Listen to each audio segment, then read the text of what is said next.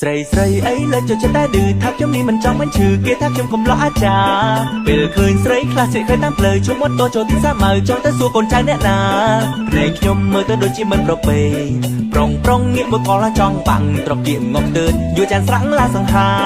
តែគេបែរធ្វើចារឹកស្រីស្អាតតែគេបែរធ្វើចារឹកស្រីស្អាតប្រឡេកពេលណាសែនខឹងស្រីស្រីអីលើរកពីពេកក្រៃបើទឹកបែមិនចង់និយាយគេមិនចង់មើលមុខឡើយណាប្រហែលជាមុខខ្ញុំវាគ្មាននិស័យខ្ញុំតែខ្លួនមិនតសម័យមិនលួចដូចគេជាតារាតែចង់ប្រាំខ្ញុំជាបរិសុភាព